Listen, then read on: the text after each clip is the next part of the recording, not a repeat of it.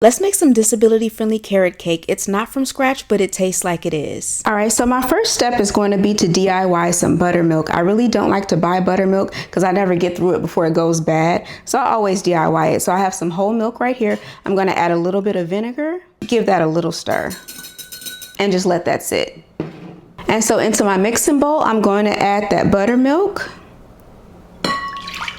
I'm also going to add some oil, some melted butter, some vanilla bean paste. You can also use vanilla extract.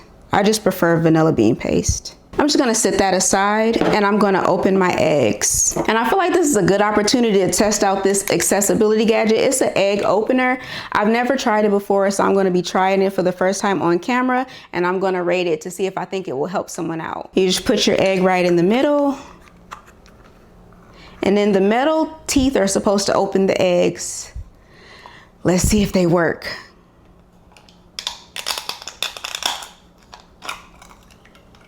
So that was really easy to open. The negative thing is I did get some shell in here, which is suboptimal. All right, I'm gonna test the second one just to see if that was a fluke or if it has like a design flaw, which is a possibility. Let's see.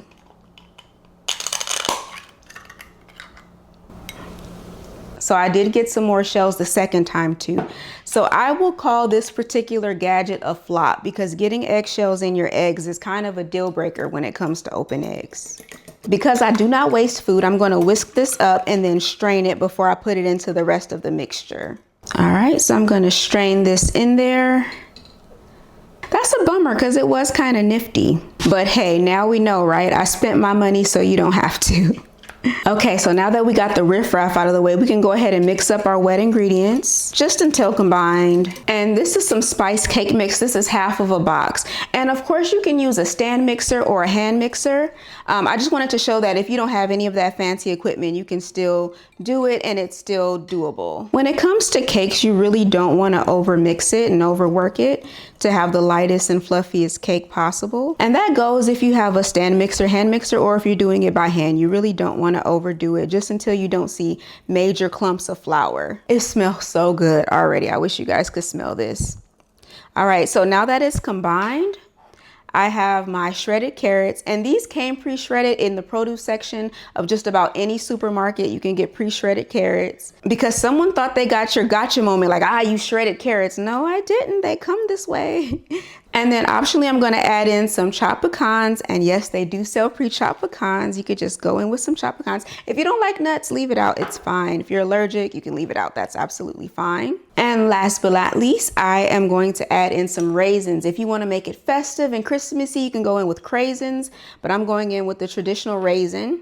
And some people also like to add coconut, which is also a good way to go. I'm just not feeling coconut today. Some people also add pineapple. That's a good way to go. This is a very forgiving recipe. So if you want to add your pineapple and your coconut, by all means. So to prevent sticking, you can spray your pan with some Pam. I don't really use it. And luckily these baking pans came with a little parchment. I do still go in with butter for the edges because it doesn't cover the edges. So after the buttering, I just put a tiny bit of flour in the bottom. And then I just pat that around. Sometimes I don't flour it. It definitely helps, but sometimes I am naughty and I just skip the flouring altogether. So if you must skip the flouring because you don't have it in you, there's no shame in that at all. Now that I got it coated to my liking, I'm gonna go ahead and discard the excess. All right, so now I'm ready to put my batter into my cake pan. If holding this bowl and pouring it into the pan is difficult for you because of the weight, you can also scoop it, scoop by scoop.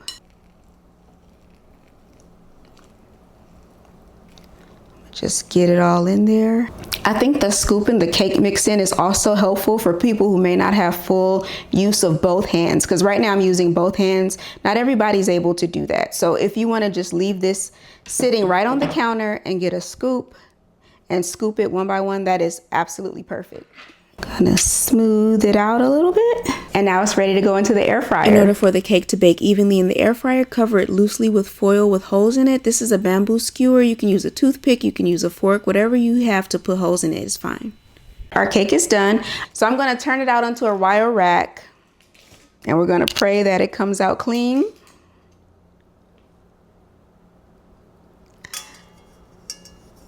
We did it. I've baked a lot of cakes in my life and I get scared every single time. I let the cake cool completely on the wire rack and then I frosted with some store-bought frosting. I just frosted the tops. If you want to frost the side too, that would be beautiful. And I just top it with a pecan half right in the center. You can decorate it however you'd like. Get creative. Thank you guys for watching. Make sure you're subscribed.